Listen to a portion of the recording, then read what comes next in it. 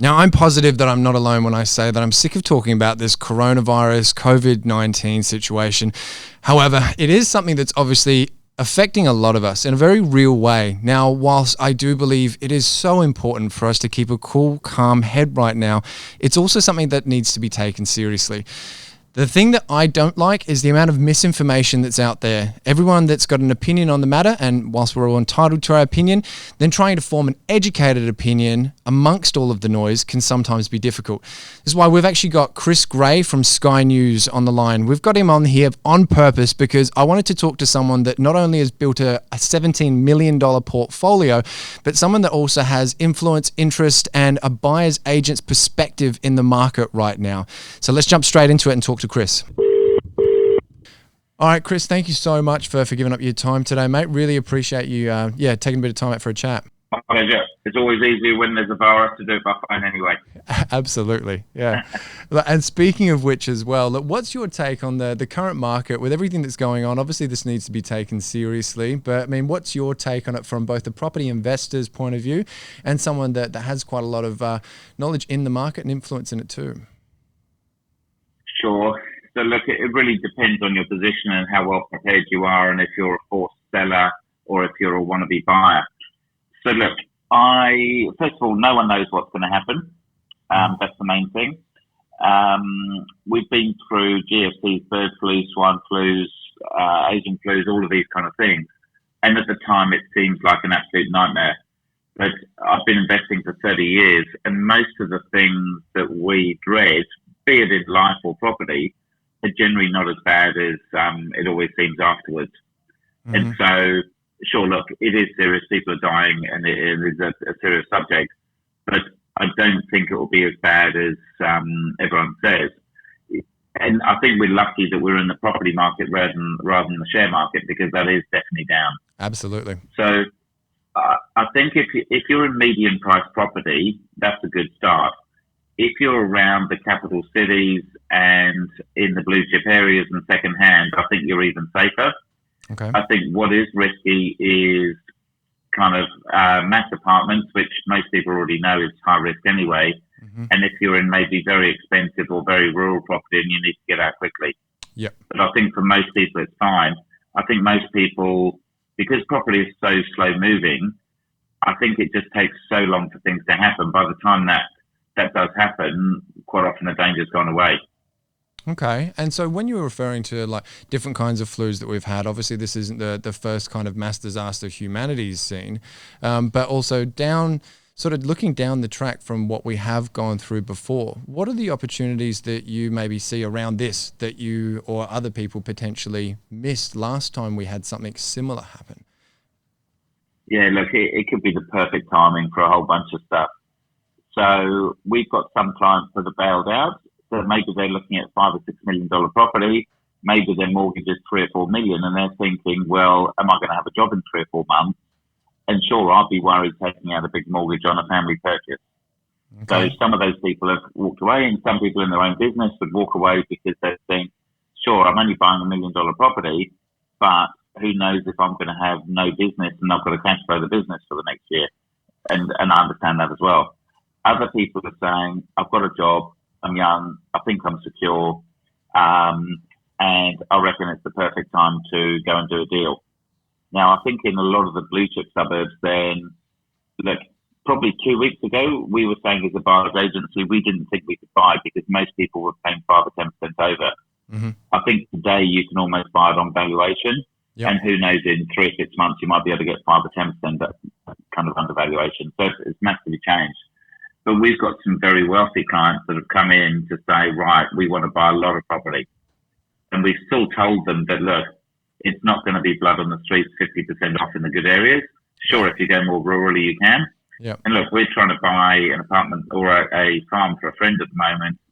And it was up for about 2.8 million, but had no offers. We were thinking of going in before at about 2 million, whereas now we're thinking of going in at 1.5 million.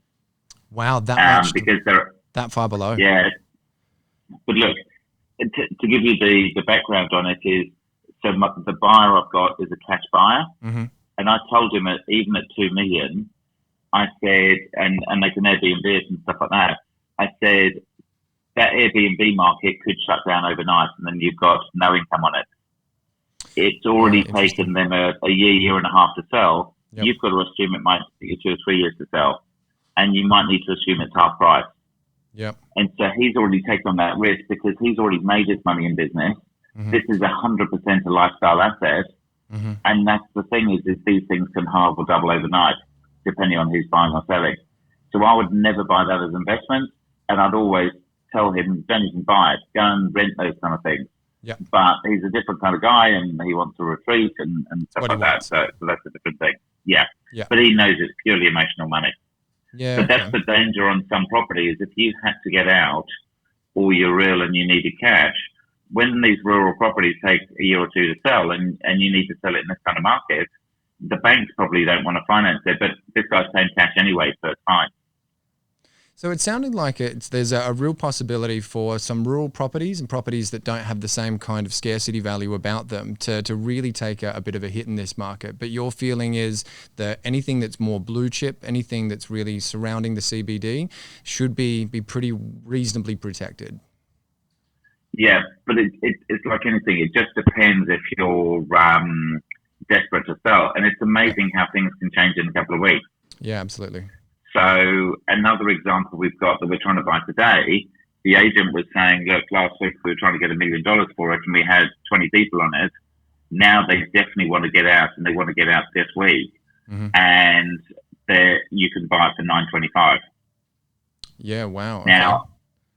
But I think that's an immediate panic and I reckon it's specific circumstances.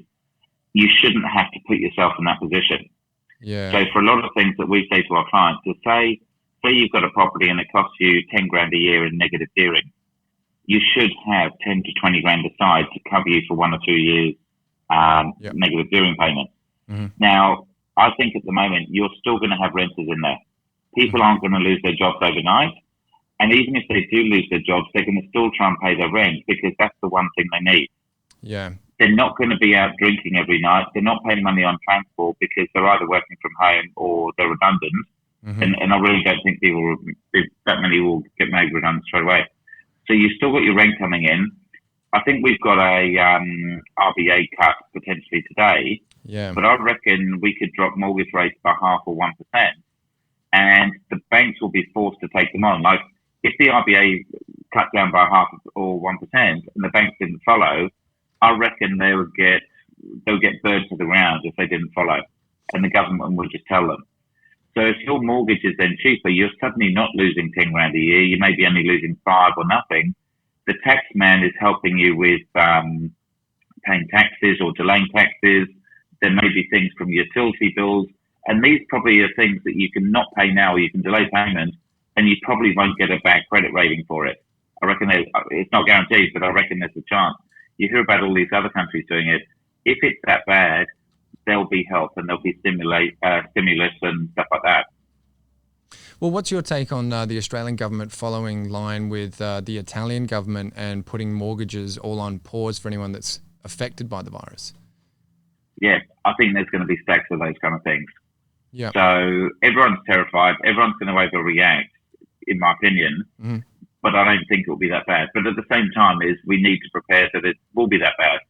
Okay. And so I think from working from home, so I've got my kids at home. One of them's got the sniffles and stuff like that. So they trialled kids from home.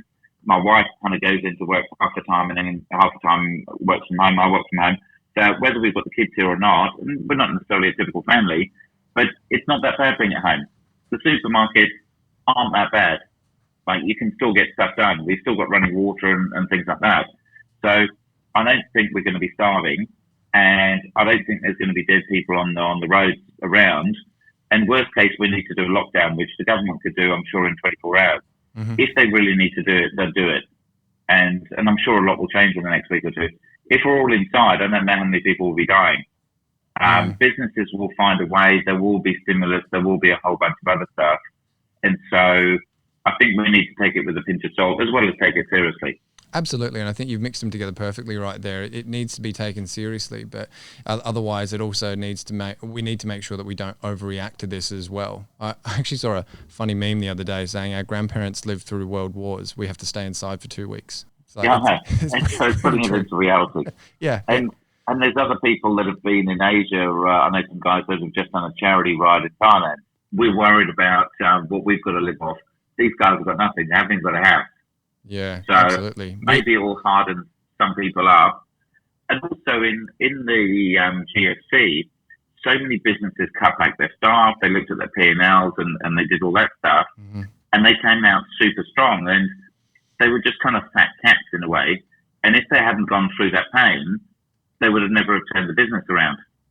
Now, in our buyer's agents business, like a lot of real estate agents, we've done that for the last 2 years. So we dropped revenue massively because none of the clients could borrow money from the bank. And even if they could, then they were trying to bottom the market.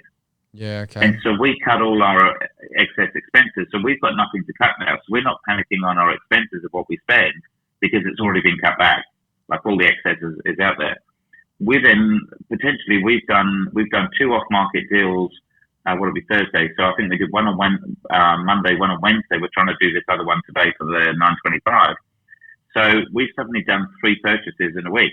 Mm-hmm. It's a cracking week for us. Yeah, I mean, real estate is willing sellers and buyers. Yeah. And so if there's enough people on it and they can still sell it for a good price, then fine. And the farmer trying to buy, if he doesn't want to sell it cheap, then that's fine. But there's an offer if you need cash. And the guy's still making a profit because I think he bought it for 900 maybe 10 or 12 years ago. Mm-hmm. So maybe before he's trying to get well over the odds, now he's a bit more realistic and that's the price today.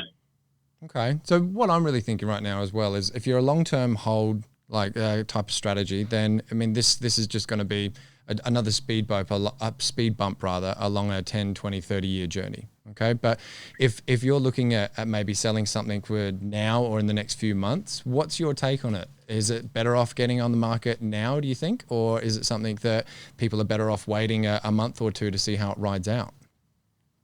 Yeah, look, it's a tough one. And it's like trying to time the stock market. It really is. It really is tough. I think the main thing is you've got to work out, do you really have to sell? And this is our advice to any of our clients. So most of our clients never sell. But we say, ideally never sell because most people regret it. Yep. Secondly, is if you are going to sell, hire the best agent, do the best marketing campaign, sell the property, do whatever you can to create that competition. And just one extra buyer will push the price up. Absolutely. And then worst case, then quite often we buy it just on valuation or something like that. And I mean, like, you're absolutely right. No one knows how long this is going to go for. Is it going to be 2 weeks, 2 months? Is it going to go for over a year? But the one thing that we can see now is that, I mean, China's already going backwards as far as, or not backwards, but their cases are now coming down. They're starting to shut down some of their quarantine hospitals from what I've read. Whilst there's a lot of misinformation in the market right now, I can see that looks like something that's actually solid information. So if that's any indicator to go on, then like you're saying, this is probably a window that's not going to last very long. And for good reason as well. We don't want this to obviously continue too long.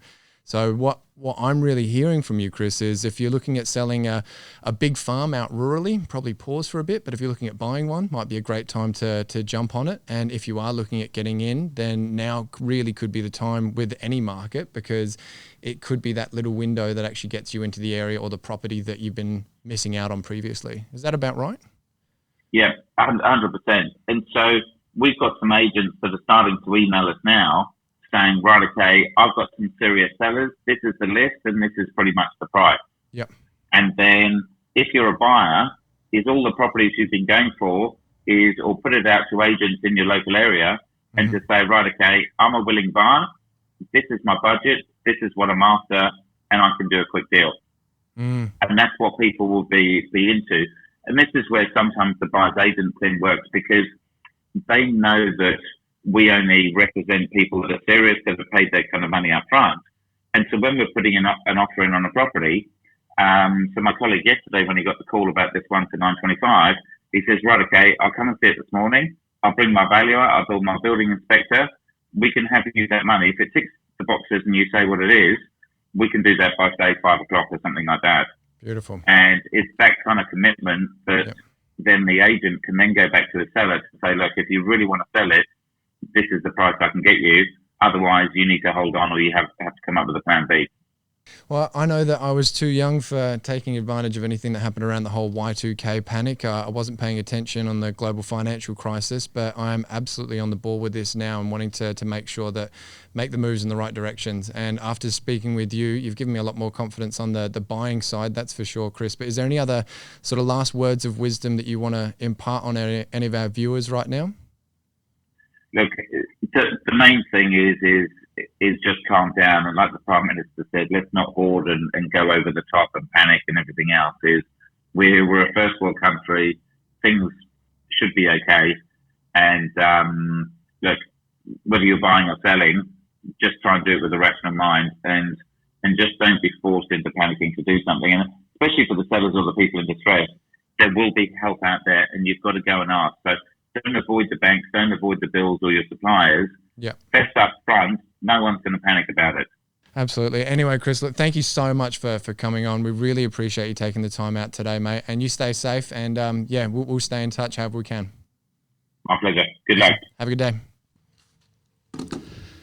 Well, I don't know about you guys, but for me, that was good. That was helpful. That's someone that knows what's going on, that's been through several market ups and downs, booms and busts before.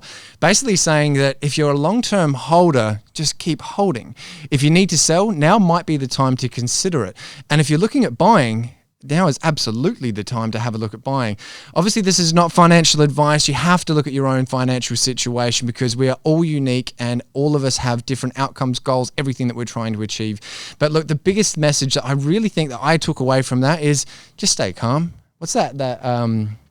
Winston Churchill, keep calm. How do I not know this? Carry on and keep calm. Look, say it in the comments what I'm actually trying to say. You know exactly what I mean. Because I think it's in times like this that if we keep a cool, calm head, we can come out the other side so much more victoriously.